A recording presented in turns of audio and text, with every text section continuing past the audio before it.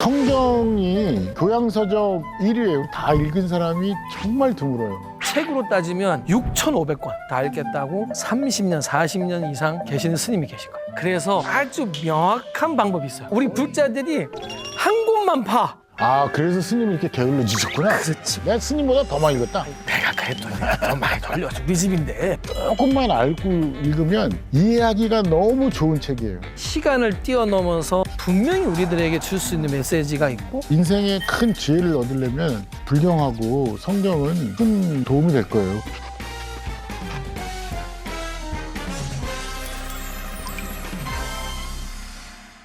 부처님 쓰셨어요? 하나님 쓰셨나요?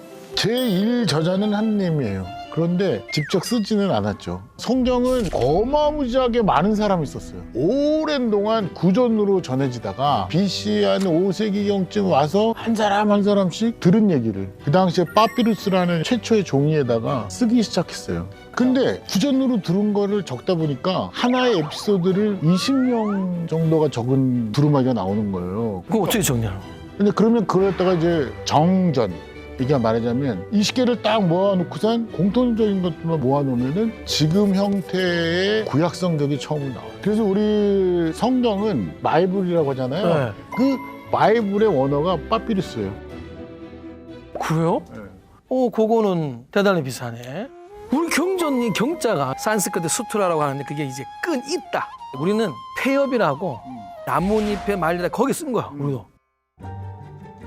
낱개를 이렇게 쓴 거를 실로 이렇게 꿰가지고 이렇게 이어서 하나의 모양으로 만들어. 그 끈을 이었다, 말씀을 이었다 이래가지고 수트라. 그게 한자로 가면서 경전, 경으로 되는 거죠. 비슷한 원어를 가졌네요. 근데 사실 불교는 정확하게 작자가 있습니다. 불교도 이게 부처님이 직접 석가모니 부처님 쓰신 건 아니고요. 석가모니의 말씀을 나는 이렇게 들었습니다라는 작자가 있어요. 이게 아난이라는 제자가 작자가 되어서 시기적으로는 부처님이 돌아가시고 난 뒤에 이제 바로 왜 살아계실 때는 살아계신 분들 물으면 되니까 이걸 뭐 정리할 필요가 없는 거죠. 아난존자라는 사람이 혼자 한 게 아니라 한 500명을 모아. 이게 왜 그러냐면 기억이 다르잖아요. 그래가지고 아난이 대표로 부처님 가장 오래 모셨으니까 읊어요. 그때 이런 말씀 하셨어. 그러면 딱 듣고 있다가 손을 드는 거야. 나 그렇게 안 들었다. 그러면 야, 그 들은 사람 다 나와. 그래가지고 그러면 내 500명 중에 맞아, 내 거기 있었다. 정확하게 언제 어디서 불러줘야 돼. 거기서 이제 다 맞추는 거야. 부처님이 말씀하신 건 이걸로 하자라고 그때 딱 공통하고 그걸 결집이라고 해요. 결집이 우리의 정전. 그렇죠. 그러니까 동서양이 거기에서 거기예요, 사실. 그래서 정전화 작업을 해보니까 네, 어느 정도 되는 양이? 우리는 성경은 구약성서와 신약성서로 나눠져 있습니다. 구약성서는 3권의 책으로 정리했어요. 진짜? 이것도 비슷해지려는데? 첫 번째 책은 역사서예요. 그러니까 네. 이스라엘 민족의 역사 안에 하느님이 어떻게 개입했는가에 관한 역사예요. 그중에 제일 중요한 결합이 뭐냐면 에집트 땅에서 노예 생활을 했던 이스라엘 민족들이 하느님의 영도하에 노예 생활을 탈출해서 난 그게 뭔지 안다. 출애굽기. 그렇죠. 내가 종교학을 좀 했어요. 그것이 출애굽 사건이고 그래서 이제 이야기가 시작돼서 왕들의 역사를 계속해서 적어놓은 책이 역사서예요. 이제 역사서. 그다음에 두 번째가 예언자가 나와서 예언 활동을 시작해요. 그래서 예언자들의 이야기 책을 쭉 묶어놓으면은 그것이 바로 예언서고요. 그리고 이스라엘 역사가 이제 망할 때가 돼요. 그래가지고 바빌론으로 다시 유배를 가는데 많은 사람들이 예언자처럼 직언을 못하고 은유적으로 이야기를 하면서 하느님을 표현해요. 그런 책들을 우리는 지혜서라고 해요. 구약성서의 역사서, 예언서, 지혜서를 다 합해서 네. 46권의 단편 에세이라고 보면 돼요. 한 그 정도.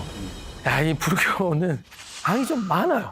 우리 걸로 딱 정리를 하면은 고려대장경 경판이 한 판에 앞뒤로 있어요. 앞면만 있는 게 아니야. 글자 수가 누가 계산했어요. 5,800만 자인가? 오. 책으로 따지면 6,500권. 아, 그럼 뭐 스님들도 다 읽어볼 수 없는 분량이네요. 오죽하면 고려대장경을 오신 그 장경강에 난 평생 이 경판을 다 읽겠다고 30년, 40년 이상 계시는 스님이 계실 거예요. 아우, 양이 방대하네. 근데 불교는 양이 굉장히 많을 수밖에 없는. 사실 이제 불교 경전이라고 표현을 딱 하면은 경율론을 이렇게 그래서 이제 세 가지를 다 합친 거를 이제 불경. 마치 산에 올라가야 되는데 어떻게 가야 되지? 그거를 산 갔다 온 사람이 알려주는 게 제일 정확한 거죠. 그럼. 갔다 오는 분이 안 계시네. 그러니까 그 같이 갔던 사람들이 지도를 그리기 시작하는 거예요. 지도를 그려서 안내서를 만들었어. 자, 지금부터 100m 전방에서 좌회전. 직진하면 땅 떨어지다. 이거를 이제 정리하기 시작하는 거죠. 그래서 부처님의 말씀, 그러니까 가르침을 옮긴 걸 경이라고 그러고 그 승단이 어떻게 살아야 되고 무엇을 지켜야 하는지에 대한 게 율서. 가면서 배고픈 사람이 있으면 밥 줘야 돼. 네가 다 먹으면 안 된다. 이런 식의 행위에 대한 좀 규정을 좀 지어주는 거고, 그다음에 소에게 지도를 보여줬는데 이게 이해가 안 되는 사람이 있어요. 그러니 어떻게 부처님 말씀과 계율에 관련된 것을 친절하게 예, 해설 전과 같이 옛날 요즘 뭐 참고서 아, 해설서가 있구나. 그게 경률론 3장에 딱 그렇게 이제 구성이 되는 거예요. 정말 스님 말씀 들으니까 따라가보고 싶네요. 네. 따라오실랍니까? 아니 뭐 이스라엘 민족이 하느님에 대한 체험을 쭉 적다가 보니까 내가 믿는 하느님이 계속 영향력을 주는데 창조는 어떻게 이루어졌을까 하고 상상을 하기 시작했어요. 정전하다가 다 끝나고 난 다음에 그 상상력을 구약성서의 제일 앞부분에다가 갖다 놓았으니 그것이 바로 창세기 1장부터 12장까지인데 1장부터 12장이 구약성서 전체의 서론이에요. 원래 그 시대에 산스크리트어라고 이게 뭐냐면 브라만들이 쓰는 언어들. 혹시 있어 보이고 지식인들이 쓰는 언어가 있었는데 평민이 아는 구어체, 빨리어로 사실 불경을 가르침을 펼쳐요. 왜냐하면 모든 사람이 쉽게 이해시키려고. 그래서 사실 불경이라는 게 처음에 정리될 때는 누구나 알기 쉽게 정리를 간 거예요. 근데 이게 실제로 글이라는 게 모두가 알 수가 없었죠, 이미 예전에는. 그래서 티벳에 가면은 굴려? 경통을 굴려. 그러니까 여기서부터 이렇게 경이 세져 있는 통 모양이 있어요. 실제 우리도 윤장대라고 이렇게 돌려요. 이렇게 해서라도 내가 부처님 가르침과 멀어지는 것을 극복시켜주고 싶은 거예요. 히말라야 가잖아요. 네. 그러면 가는 이거 동네마다 다 많이 읽으셨네. 많이 읽었. 내가 스님보다 더 많이 읽었다. 아니, 내가 그래도 내가 더 많이 돌려줘. 우리 집인데. 성경도 그 당시에 모든 사람들은 대부분 글을 몰랐어요. 그렇죠. 그래서 그림을 가지고 성경 이야기를 폈는데 그것이 바로 이콘이라는 그림이 있어요. 이게 뭐야? 아이콘 비슷하네. 이콘이라는 그림을 통해서 성경을 다 표현했어요. 그래서 옛날에 글을 모르던 많은 사람들은 성당에 가서 그 이콘 그림만 보고 있으면 성경 이야기, 교리 이야기 이런 것들이 다 이해가 되는 것이 성직자들이 그걸 보고 가르쳤거든요.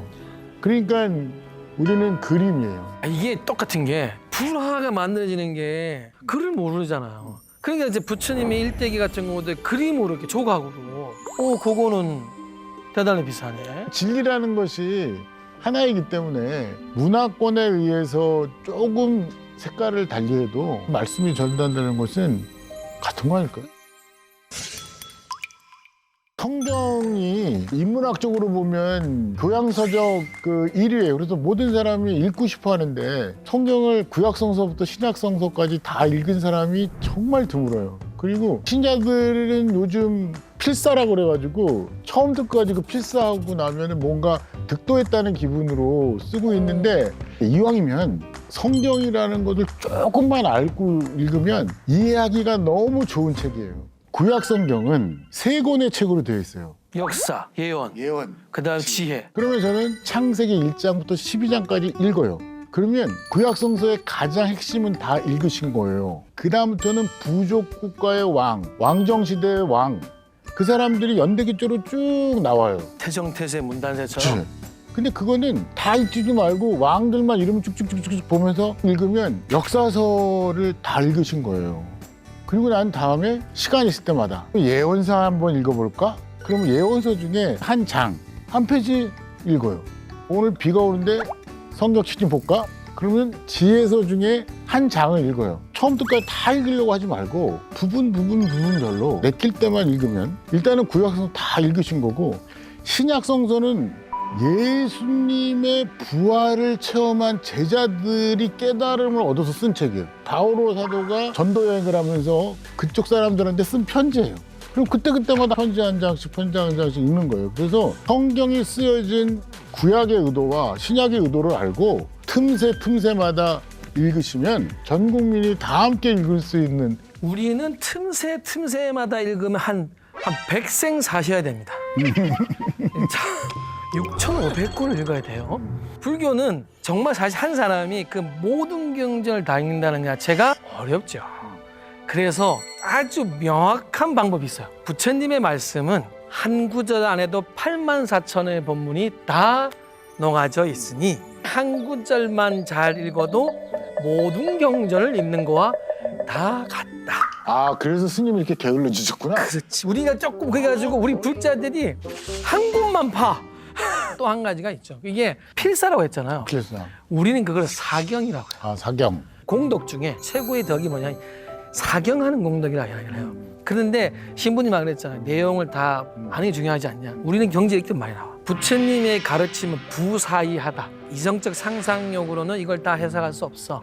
그러니 이 내용이 너무 뭐냐라고 집착하지 말고 받아들이고 이미 너는 공덕을 쌓았으니 그렇게 읽어라. 이거는 성경도 마찬가지고 불경도 마찬가지고 다른 책과 똑같이 생각해서 처음부터 끝까지 읽어야 된다고 생각 안 했으면 좋겠어요. 아, 네. 그래서 처음에 적힐 때부터도 그랬고 그 조각조각들이 영감을 받을 때마다 쓰여졌기 때문에 똑같은 방법으로 한 편씩 읽는 것이 지혜로운 성경 읽기라고 생각해요. 이게 성경과 불경의 핵심 메시지를 한마디로 정리해 주신다면 6,500권을 한마디로 정리를 하라고 하는 결국은 이 부처님의 가르침은 지혜, 사람은 신분에 의해서 정의되는 것이 아니라 행위에 의해서 정의된다. 모든 부처님 경전은 선한 행위에 대한 이야기. 내가 사는 게 나쁘게 살지 않는 방향으로 가는 건가? 그러면 어떻게 사는 게 선한 건가? 알고 싶다면 불교 경전을 읽어보십시오. 성경의 핵심 메시지는 네. 자유입니다. 구약 성서의 가장 중요한 것은 출애굽. 에집트 노예 생활에서 자유를 얻게 된 과정, 그거를 우리는 파스카 했다고 하거든요. 그러니까 파스카를 체험해야만이 깨달음을 얻는 거고 하느님을 알게 되는 거예요. 예수 부활 사건을 체험한 사람들이 써내려간 게 신약성서란 말이에요. 그러니까 부활 사건을 다른 말로 파스카라고 그래요. 구약도 파스카, 신약도 파스카. 자유는 신이 주는 축복이다. 이것이 바로 성경의 핵심 메시지입니다.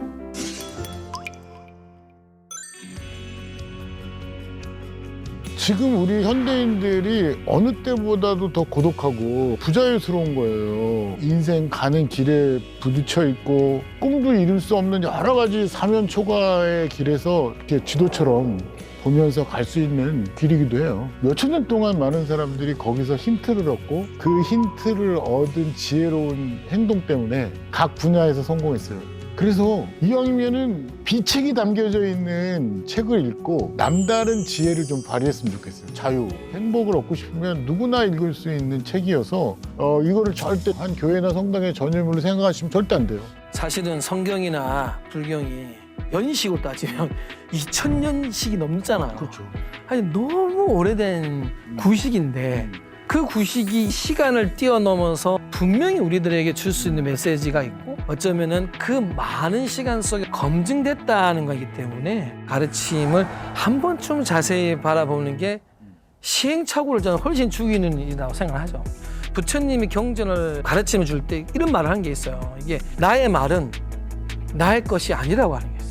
이 세상에 모두가 있는 진리를 나는 지금 그것을 내가 이렇게 일러주는 것이다. 누구의 것이 아니다. 그 말은 성경이든 불경이나 가르침을 틀을 짓는 것은 굉장히 잘못된 부분이고 그걸 다 뛰어넘어서 모든 이들에게 삶의 지혜를 주기 위해서 한 거기 때문에 이거는 종교하고 무슨 관계겠습니까? 여러분 읽어보십시오.